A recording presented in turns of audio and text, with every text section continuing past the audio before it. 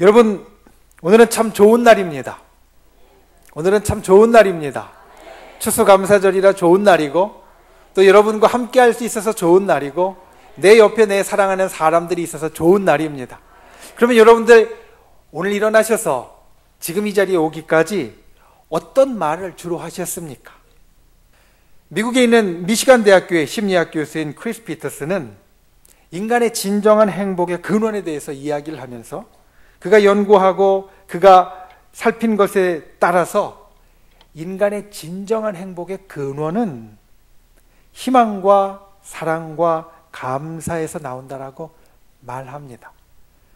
인간이 행복을 원하는 존재인데, 그래서 어떤 소설에는 인간은 죽을 때까지 파랑새를 쫓아다니는 존재라고 묘사되어져 있는데, 그 파랑새로 이야기되어지는 행복, 그 행복이 어디서 나오는가 하면, 어디서 솟아나는가 하면 희망과 사랑과 감사에서 솟아나온다라는 겁니다. 오늘은 먼저 이 중에서 첫 번째로 감사를 말하려고 합니다. 여러분, 옆에 있는 분들과 함께 인사하겠습니다. 옆에 있는 사람들을 보면서, 옆에 있는 분들을 보면서 이렇게 인사해 보십시오. 참 감사합니다.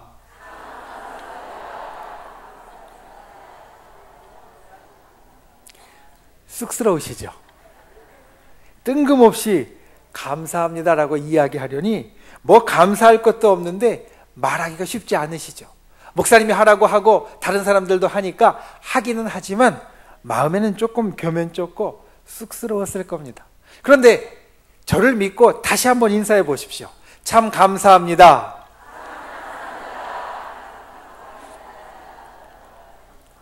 하는 사람도 쑥스럽지만 인사를 받는 사람도 어리둥절할 겁니다. 목사님이 도대체 나에 대해서 뭘 알고 저 사람에게 감사합니다라는 이야기를 듣게 하시나? 만약 앞뒤에 다 자르고 어떤 사람이 나에게 감사합니다라고 인사를 한다면 아마 이렇게 생각할 겁니다. 저 사람이 나를 놀리나? 아니면 옆에 있는 사람이 좀 정신이 이상한 사람 아닌가? 이 앞뒤에 다 자르고 갑자기 감사하다라고 인사하면 우리는 그런 생각을 할 수밖에 없습니다. 그런데 옆에 있는 사람이 갑자기 감사합니다라고 인사를 해서 나를 놀리나 라는 생각이 들 수도 있고, 이 사람이 좀 이상한 사람인가 라는 생각이 들어도 그 이야기를 들을 때 그 인사를 받는 사람의 99%는 이게 뭐 하는 것이냐고 퉁명스럽게 쏘아붙이지 않습니다. 조금 전에 쑥스럽게 인사했지만 혹시 옆 사람이 이게 뭐 하는 짓이냐고 나한테 혼내킨 사람이 있습니까? 없습니다. 좀 어색하고 이상한 생각이 들어도 웃으면서 받아줍니다. 사실 생각해보면 당연한 겁니다. 여러분, 옆에 있는 사람이 나에게 욕을 할 때 좋습니까? 아니면 옆에 있는 사람이 나에게 감사합니다라는 이야기를 할 때 좋습니까? 100이면 100, 옆 사람에게 욕먹을 때 좋다는 사람 없을 겁니다. 앞뒤에 다 자르고 다른 상황 아무것도 없어도 욕하는 것보다는 감사합니다라고 이야기하는 게 좋다라고 다 말할 겁니다. 이게 감사가 가진 힘입니다. 감사는 받는 사람을 행복하게 만듭니다.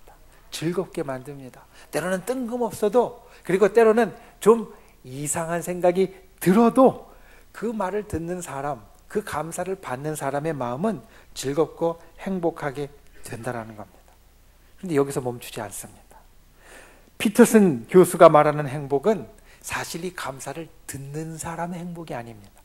처음에 이야기했던 인간의 진정한 행복이 감사에서 나온다라고 했을 때 그 행복은 감사를 듣는 사람의 행복을 말하는 게 아니라는 겁니다.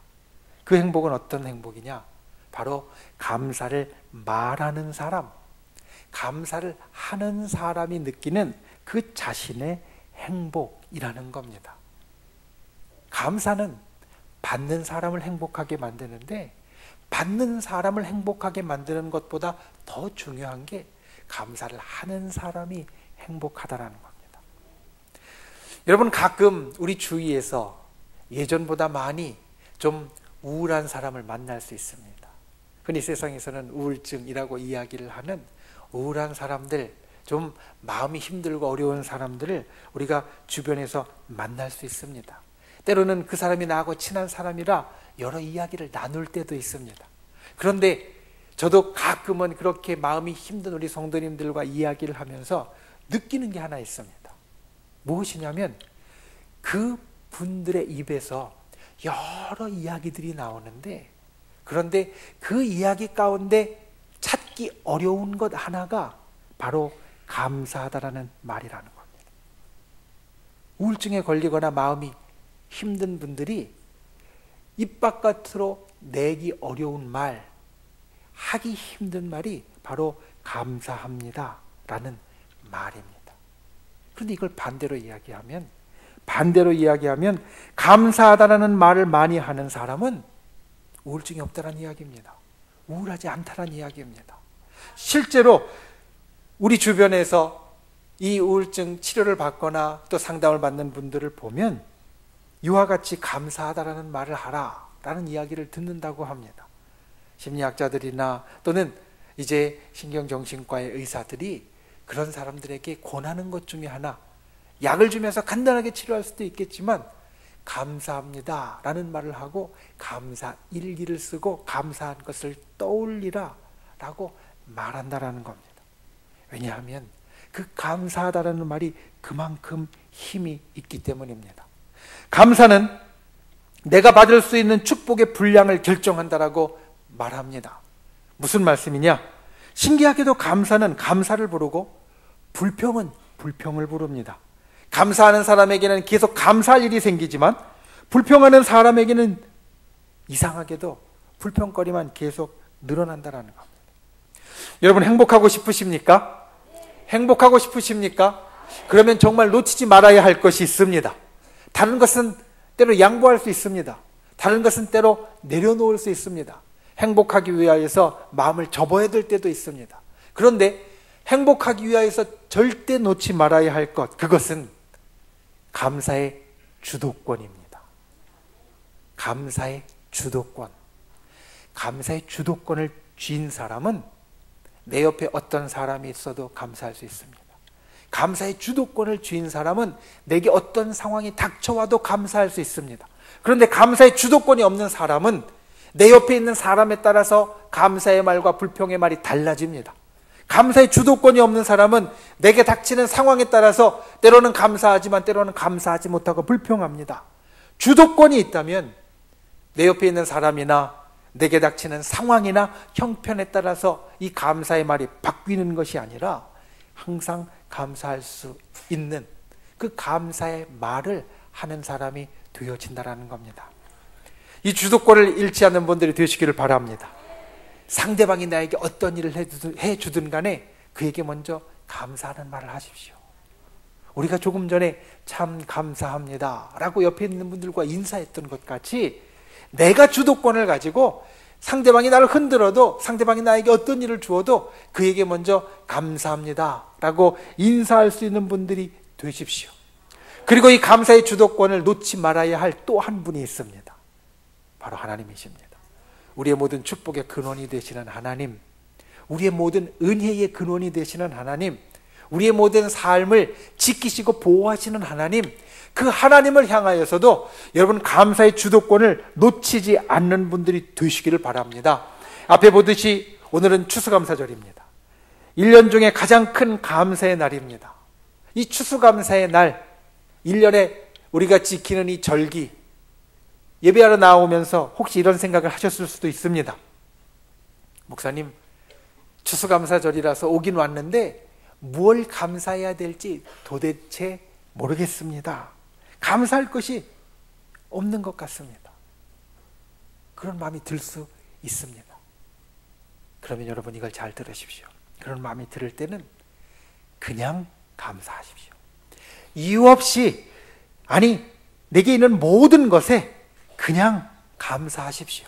사람들에게도 감사하고 또 하나님에게도 감사하십시오. 그러면 정말 놀라운 일이 일어나게 될 겁니다. 우리에게 행복한 일이 일어나게 될 겁니다. 아무 일도 없어도, 아무 이유 없어도, 아무 제목이 없어도 우리가 감사하면 우리에게 이 날이 행복한 날이 되어지고 우리에게 이 날이 축복의 날이 되어진다라는 겁니다.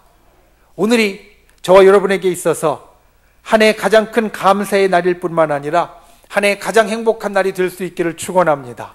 한 해 가장 큰 축복의 날이 될 수 있기를 축원합니다. 감사하는 사람은 행복하고 감사하는 사람은 축복의 사람이 됩니다. 그래서 오늘 하루 저와 여러분의 입술 가운데에서 감사합니다 라는 말이 끊이지 않는 분들 되시기를 바랍니다. 제가 말씀을 준비하면서 사실 이렇게 적었습니다. 여러분, 오늘 하루 참 감사합니다라는 말을 입에 달고 사는 분들이 되십시오. 입에 달고 사는 분들이 되십시오. 오늘 만나는 사람마다 그 사람 내게 있어서 좋은 일을 해주고 정말 감사할 만한 사람일 때에 그분에게 감사합니다라고 말씀하십시오. 그 사람, 얼굴 보기 싫은 사람, 말 섞기 싫은 사람 일지라도 오늘은 그분 보고 감사합니다라고 말씀하십시오. 여러분, 감사할 때 내가 행복해집니다. 감사할 때 나의 축복의 분량이 커지게 됩니다. 오늘 하루 참 감사합니다라고 이야기할 수 있는, 만나는 모든 사람에게 그 감사의 인사를 할 수 있는 참 행복한 분들이 되실 수 있기를 예수님의 이름으로 축원을 드립니다. 행복을 주는 두 번째는 사랑입니다. 세상에서 가장 따뜻한 말을 꼽아 보십시오 라고 말한다면 사람들은 아마도 주저하지 않고 사랑을 꼽을 겁니다. 사람들 사이에 나누는 말들, 그 가운데에는 차갑고 냉랭하게 만드는 것도 있고, 그 가운데에는 둘 사이를 소원하게 멀어지게 만드는 말도 있고, 또 어떤 말은 사람들 사이를 따뜻하게 만들고 포근하게 만들고 더 가까워지게 하는 말이 있습니다. 사랑이라는 말은 두 번째 말입니다. 따뜻하게 만들고 포근하게 만들고 사람들을 가까워지게 하는 말입니다. 그래서 우린 이 땅을 살면서 이 사랑이라는 것이 필요합니다. 사람 사이를 따뜻하게 만드는 최고의 것이 바로 이 사랑이기 때문입니다. 그러면 사랑 중에서, 사랑에도 여러 종류들이 있는데 사랑 중에서 제일 따뜻한 것, 우리의 마음을 가장 따뜻하게 만드는 것, 그것은 과연 무엇이겠습니까? 여러분, 밥이라는 말을 아십니까? 그런데 지금 제가 여러분에게 이야기 드리려는 밥은 우리가 아침 저녁으로 먹는 밥과 비슷하지만 좀 다른 겁니다. 우리가 쓰는 밥이라는 말에는 조금 다른 뜻이 있습니다. 여러분, 저 사람은 내 밥이야 라고 했을 때 여기에서 밥은 무슨 뜻입니까? 매일 나에게 지는 사람, 내가 마음대로 할 수 있는 사람, 나한테 꼼짝도 못하는 사람, 우리는 그런 사람을 가리켜서 밥이라고 말합니다. 오늘 말씀, 우리가 읽은 요한복음의 말씀 48절을 한번 보십시오. 예수님이 이렇게 이야기하십니다. 내가 곧 생명의 떡이니라. 그런데 성경에 나오는 떡은 이스라엘 사람에게 있어서 간식이 아닙니다.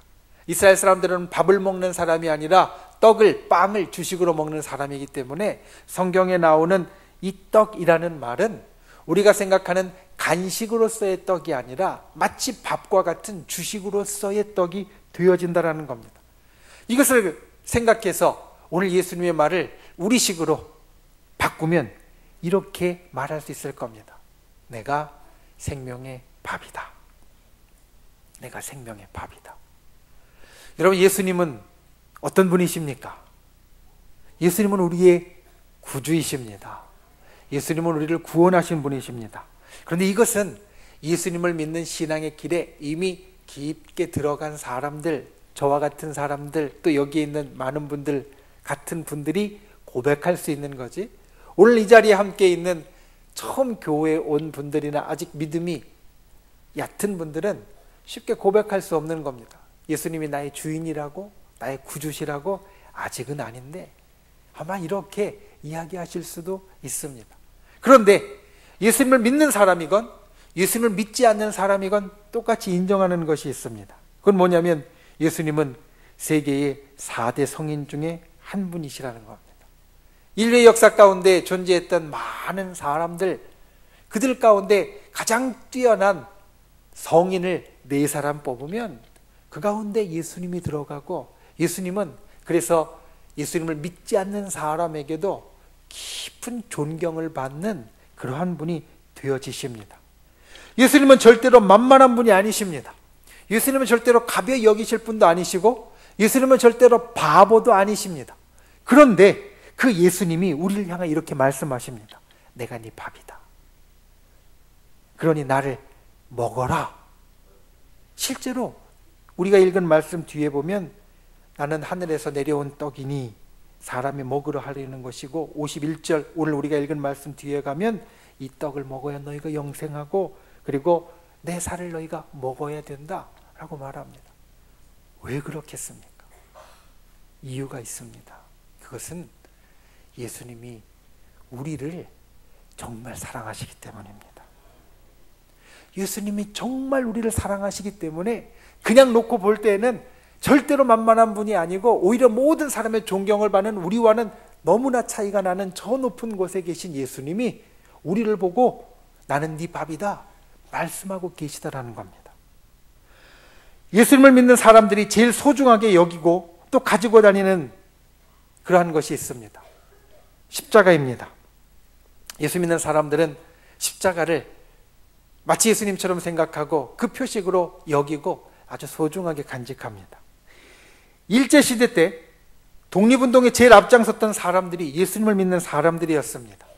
3.1운동 때 독립선언서에 서명했던 민족대표 33명 가운데 16명이 기독교인이었습니다. 이 기독교인 가운데 천주교인 한 사람도 없습니다. 그래서 일제에 경찰들이 그리고 이 독립운동을 탄압했던 사람들이 민족대표들을 옥에 가두고 고문할 때, 핍박할 때 강요했던 것 중에 하나가 바로 십자가를 밟고 가라는 것이었습니다.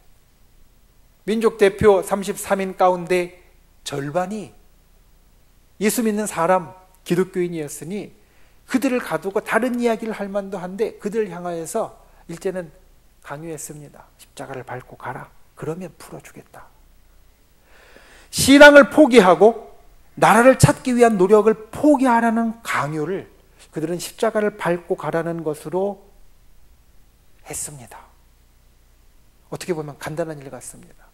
십자가를 밟고 가면 이 모든 고문에서, 고초에서 해방되고 다 끝난다 라고 생각하면 정말 간단한 일 같습니다. 그 간단한 것을 하면 모든 고생을 끝낼 수 있었습니다. 그런데 그들은 하지 않았습니다. 왜 그렇습니까? 그 십자가가 바로 우리를 사랑하신 예수님의 표식이기 때문입니다.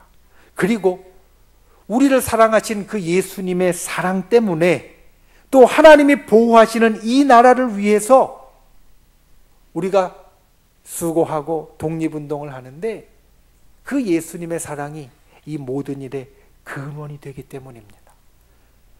우리를 사랑하시는 예수님, 그래서 우리 민족을 사랑하시는 예수님, 우리나라를 사랑하시는 예수님, 그들 마음에 이것이 있었기 때문에 그들은 신앙을 가지고 하나님이 보호하시는 이 나라를 지키기 위하여서, 다시 되찾기 위하여서 힘을 썼다라는 겁니다.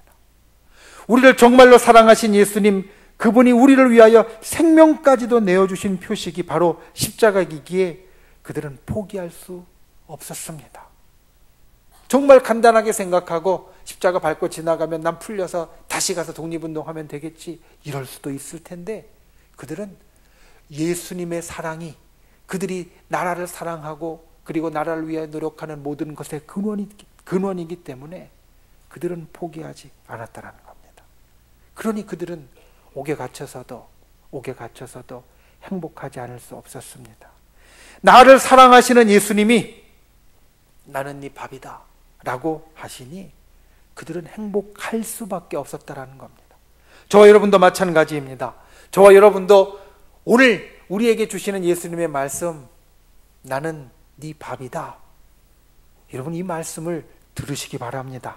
그리고 예수님이 우리에게 주시는 이 사랑, 예수님의 생명까지도 내어주시면서 우리에게 주시는 이 사랑으로 행복한 분들이 되시기를 바랍니다. 온 세상의 존경을 받으시고 모든 생명을 구원하시는 예수님께서 우리에게 나 잡아먹어라 라고 말씀하시는 그 말씀이 그리고 우리에게 그 말씀을 통하여 주시는 사랑이 저와 여러분의 마음에 이 깊은 곳에 새겨질 수 있기를 원합니다. 여러분, 예수님의 사랑은 나에게 생명을 주시는 사랑입니다. 예수님의 사랑은 우리로 죽음을 넘어서게 하는 사랑입니다. 예수님의 사랑은 우리로 천국에 들어가게 하는 사랑입니다. 예수님의 사랑은 때로 우리가 이 땅을 살면서 힘들고 어렵고 괴로운 일을 당할 때 내가 너를 도와주겠다라는 신적인 도우심의 약속이 있는 사랑입니다. 그러니 이 사랑을 가슴에 품는 분들이 되시기를 바랍니다. 우리가 사람으로부터 받는 다른 사랑도 우리 가슴에 들어오면 우리가 따뜻해지고 행복해집니다. 그런데 그것보다 훨씬 더 깊은 이 밑에, 그것보다 훨씬 더 깊은 이 밑에 예수님의 사랑을 우리가 품게 된다면 이 마음 깊은 곳에서부터 행복의 일들이, 행복의 마음이 우리 가운데 일어나게 되어질 겁니다. 예수님의 사랑, 그 사랑을 기억하십시오. 예수님, 그 사랑을 주신 예수님을 나의 주님으로 믿고 고백하십시오. 그리고 예수님의 그 사랑의 능력을 소유하는 분들이 되시기를 바랍니다. 예수님의 그 사랑과 그 사랑의 능력으로 행복한 분들이 되시기를 바랍니다. 진정 우리를 따뜻하게 하는 그 모든 말들 가운데 이 사랑, 그 가운데 생명까지도 내어주시고 나는 네 밥이다 라고 말씀하시면서 우리를 위하여 목숨까지도 내어주신 그 예수님의 사랑이 우리의 가슴 깊은 곳에 새겨져서 저와 여러분이 그 사랑으로 인하여 행복한, 그 사랑으로 인하여 축복의 길을 걷는 그런 귀한 분들이 되실 수 있기를 예수님의 이름으로 축원을 드립니다. 말씀을 맺습니다. 행복을 주는 것 세 가지를 이야기를 드렸습니다. 감사를 이야기 드렸고 사랑을 이야기 드렸습니다. 그런데 한 가지는 사실 말씀을 못 드렸습니다. 그것은 희망입니다. 우리 예수님을 믿는 사람들에게는 희망이라는 말보다 소망이라는 말이 좀 더 익숙합니다. 그런데 이 소망이라는 말, 희망이라는 말도 우리 사람을 정말 행복하게 하는 말입니다. 긴 밤을 지낼 수 있는 것, 아침이라는 소망이 있기 때문이고, 추운 겨울을 버틸 수 있는 것, 봄이라는 소망이 있기 때문이고, 내 인생의 큰 고생, 고통을 이길 수 있는 것, 그것은 그 끝이 있다는 소망 때문이고, 나에게 정말 괴로운 일이 있을 때 버틸 수 있는 것, 그것은 이것이 언젠간 바뀔 것이라는 소망이 있기 때문에 우리는 이길 수 있고 버틸 수 있다는 겁니다. 그런데 이 소망, 우리에게 힘을 주고 행복을 주는 소망 중에 제일은 무엇이겠습니까? 성경은 영생과 하늘나라의 소망이라고 말합니다. 영원한 생명과 저 하늘나라 천국의 소망이 우리에게 있어서는 가장 큰 소망이요 가장 큰 희망이라고 말씀합니다. 믿지 않는 사람이라 할지라도 하늘나라 가세요 라고 말하면 싫어할 분 아무도 없습니다. 아까 감사합니다라는 말과 같이 그보다도 천국에 가세요, 하늘나라 가세요 라고 이야기하면 싫어할 사람 아무도 없습니다. 하늘나라에 갈 소망이 있다면 우리는 더없이 행복해질 수 있습니다. 그러니 이 소망도 우리에게 행복을 주는 겁니다. 여러분, 그 소망이 있으십니까? 그 소망이 있으십니까? 그리고 앞으로 돌아가서 그 감사가 있으십니까? 그 사랑이 있으십니까? 오늘 예배를 통하여서 이것들이 있는 분들이 되시기를 바랍니다. 추수감사절에 감사를 통하여 행복한 분들이 되시기를 바랍니다. 오늘 새생명 축제에 예수님께서 나는 네 밥이다 말씀하시면서 우리들에게 주시는 사랑으로 행복한 분들이 되시기를 바랍니다. 그 예수님을 나의 구주로 고백할 수 있는 분들이 되시기를 바랍니다. 그 예수님을 믿을 수 있는 분들이 되시기를 바랍니다. 그리고 저 영생과 천국 하늘나라의 소망을 가질 수 있는 분, 꿈을 꿀 수 있는 분들이 되시기를 바랍니다.